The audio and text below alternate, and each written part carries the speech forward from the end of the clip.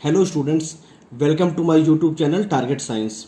इसमें हम लोग क्लास 10th आईसीएसई का भी नया चैप्टर देखेंगे जिसका नाम है जीएसटी। तो इसमें हम देखते हैं जीएसटी में कि जीएसटी जो होता है, ये इसका जो चैप्टर का नाम जीएसटी है, इसका जो फुल फॉर्म होगा वो होगा गुड्स एंड सर्विसेज टैक्स। इसका जो फुल फॉर्म होगा वो होगा गुड्स एंड सर्विसेज टैक्स। ठीक है, ये एक इनडायरेक्ट टैक्स है। जीएसटी जो है ये एक इनडायरेक्ट टैक्स है।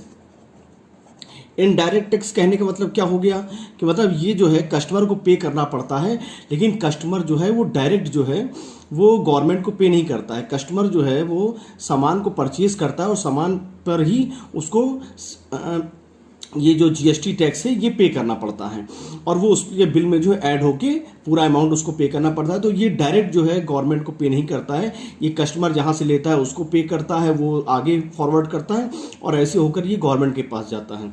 तो यहाँ पे जीएसटी का फुल फॉर्म होगा गुड्स एंड सर्विसेज टैक्स। ये इनडायरेक्ट टैक्स होता है और ये किस प्रिंसिपल में बेस्ड है? ये बेस्ड है one nation one tax. One nation one tax मतलब पूरे देश में एक ही टैक्स प्रणाली लागू हुई, उसी के उस पर वन नेशन वन टैक्स पर है। अब यहां पर जो ये चैप्टर जीएसटी है, इसमें जब हम क्वेश्चन देखेंगे तो इसमें क्वेश्चन में जो बेसिक चीजें आने वाली हैं उनके बारे में पहले हल्का सा बता दें। इसमें आपको अधिकतर सारे क्वेश्चंस में आपको जो है वो marked price, cost price, selling price, ये सब चीजें देखनी होंगी। तो हल्का से एक चीज जान लेते हैं, कॉस्ट प्राइस क्या होती है? सीपी, इसको हम कहेंगे कॉस्ट प्राइस। जिस प्राइस पर कोई चीज परचेज की जाती, खरीदी जाती है, वो उसकी कॉस्ट प्राइस होती है। जैसे मान लिया मैं बाजार से पेन लेके आया, 10 रुपए का पेन है, तो मेरे लिए कॉस्ट प्राइस जो है 10 रुपए हो गया। सेलिंग प्राइस क्या होती है? सेलिंग प्राइस जो होती है वो होता है जिस प्राइस पर कोई चीज जो है वो सेल की जाती है, वो उसकी सेलिंग प्राइस बन जाती है। और मार्क्ड प्राइस क्या होता है? मार्क प्राइस मतलब उस पर जो एक रेट लिख दिया जाता है वो उसका मार्क्ड प्राइस बन जाता है। तो ये हमारा हो जाएगा मार्क्ड प्राइस। तो हम यहाँ पर हम ये चीज कहेंगे कि हम जिस प्राइस पर चीज को परचेज करके लाते हैं वो कॉस्ट प्राइस होता है, जिस प्राइस पर किसी चीज को बेचा जाता है वो सेलिंग प्राइस होता है, और जो प्राइस उस पर लिखा होता है वो उसकी मार्क प्राइस होती है। कभी कभी हम बाजार में जाते हैं तो हम देखते हैं कि 100 रुपए की चीज है, उस पर 100 रुपए प्रिंट है, लेकिन दुकानदार जो है हमको 95 रुपीज में दे रहा है। तो 100 रुपए उसका मार्क प्राइस हो गया, 95 में दुकानदार हमें दे रहा है, तो 95 दुकानदार के लिए सेलिंग प्राइस हो गया और मेरे लिए कॉस्ट प्राइस हो गया 95 रुपीज। तो ये हो गया। उसके बाद क्योंकि ये जो है हर क्वेश्चन में cost price, selling price, mark price, profit, ये सब इस्तेमाल होगा। अगर हमें डिस्काउंट की बात की जाएगी कि हमको डिस्काउंट दिया जा रहा है, तो डिस्काउंट हमेशा मार्क्ड प्राइस पर ही दिया जाता है। ठीक है, अगर सेलिंग प्राइस जो है वो अगर कॉस्ट प्राइस से ज्यादा होगा तो वहां पे हमको क्या हो जाएगा? वहां पे हमको प्रॉफिट हो जाएगा। मान लीजिए 100 रुपए कोई चीज लेके हम आ रहे हैं, तो 100 रुपए हमारे लिए कॉस्ट प्राइस हो गई। अब उस चीज को हम 120 रुपए में बेच रहे हैं, तो हमारे लिए सेलिंग प्राइस 120 रुपए हो गई।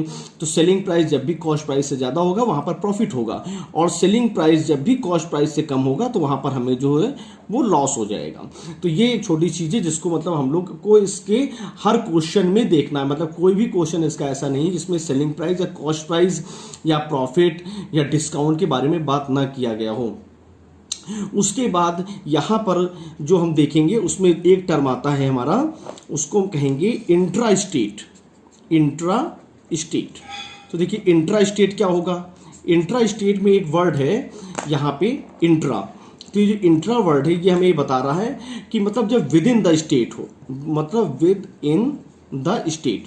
विद इन द स्टेट कहने का मतलब क्या है? जैसे मान लिया किसी चीज का जो मैन्युफैक्चर है वो यूपी में हुआ है, और यूपी में मैन्युफैक्चर होने के बाद वो चीज जो है वो यूपी में ही बिक रही है, तो ये एक ही स्टेट के अंदर दोनों काम हो रहा है, यहीं पर मैन्युफैक्चर हो रहा है और इसी में बिक रही है, तो ये हमारा इंट्रा स्टेट कहलाएगा।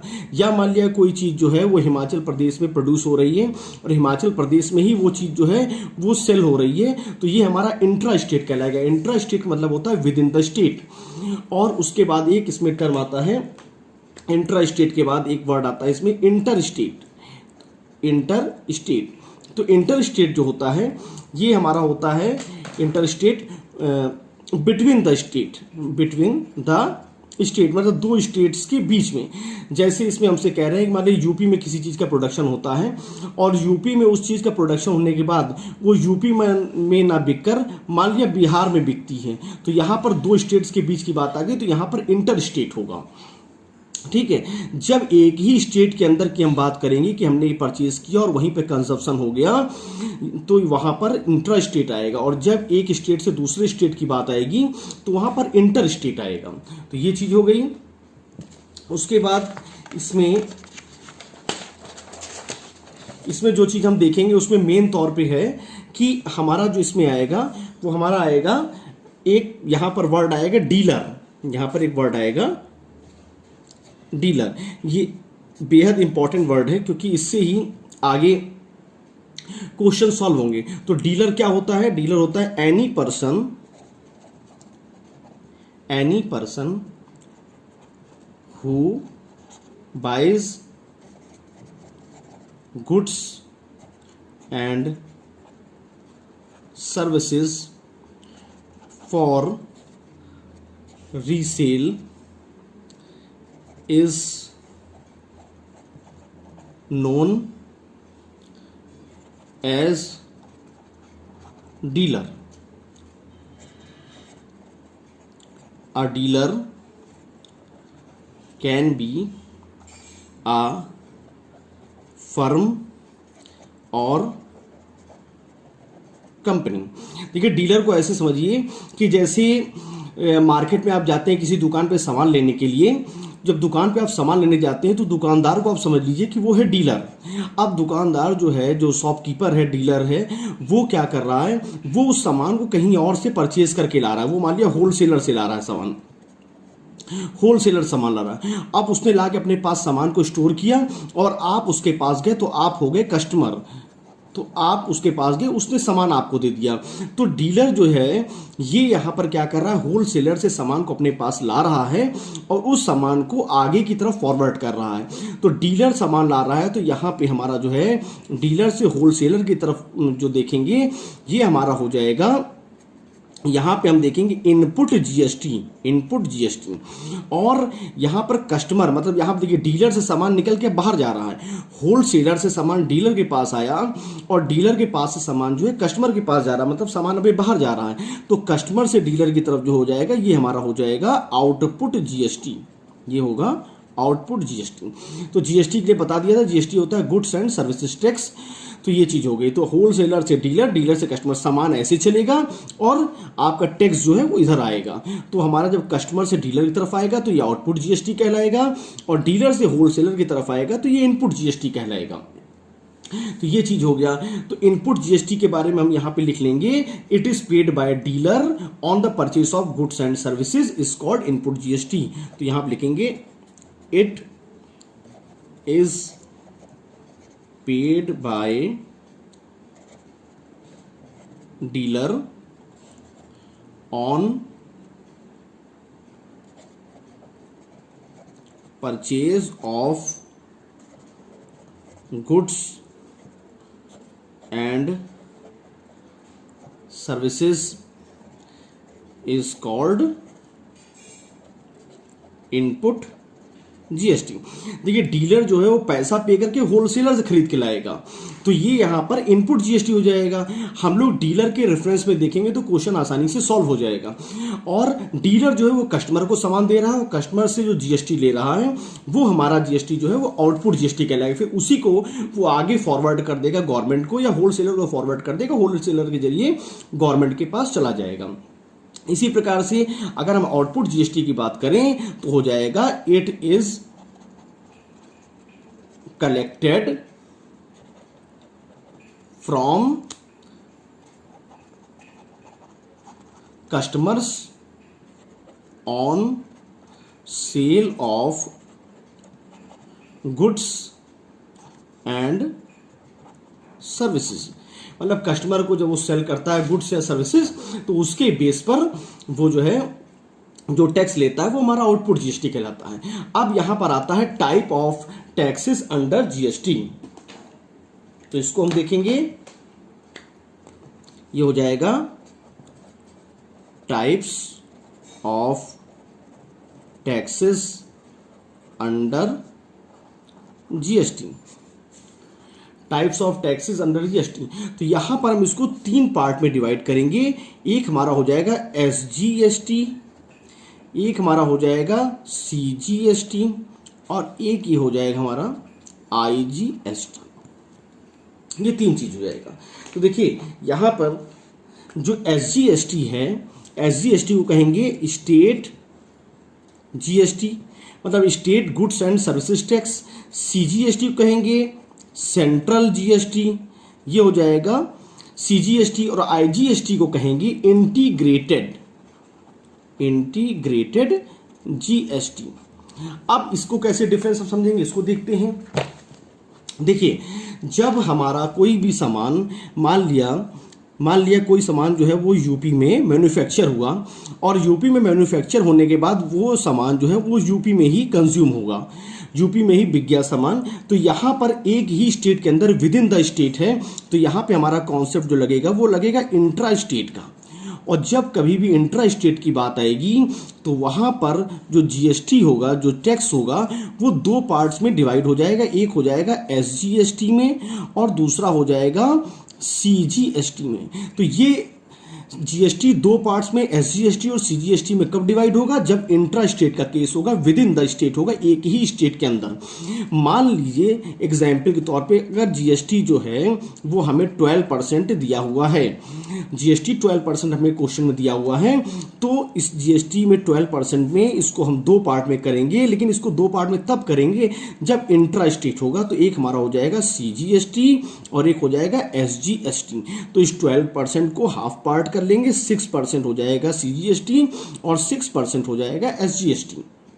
ये चीज हो जाएगी, ठीक है। मान लिया GST अगर हमको दिया हुआ है 5% दिया हुआ है और इंट्रा स्टेट हो रहा है, तो इसको हम 2 पार्ट में कर लेंगे, 2.5% और ये हो जाएगा 2.5%। तो 2.5% हमारा हो जाएगा CGST और 2.5% हो जाएगा SGST। तो ये हमारा जो टैक्स स्लैब है GST में, वो टैक्स स्लैब हमको दिया हुआ है 5% दिया हुआ है, 12% दिया हुआ है, 18% दिया हुआ है और 24%। ये टैक्स स्लैब हमें दिया जाता है हर सामान पर। जरूरी नहीं किसी सामान पे 5% GST लिया जा रहा है, किसी सामान पर 18% GST लिया जा रहा है, किसी सामान पर 24% लिया जा रहा है, किसी सामान पर 12% GST लिया जा रहा है। हम क्वेश्चन में ये देखेंगे कि वहां पर क्या कह रहे हैं। अगर इंट्रा स्टेट की बात कह रहे हैं तो वो GST जैसे 5% है और इंट्रा स्टेट है तो 2.5% CGST, 2.5% SGST।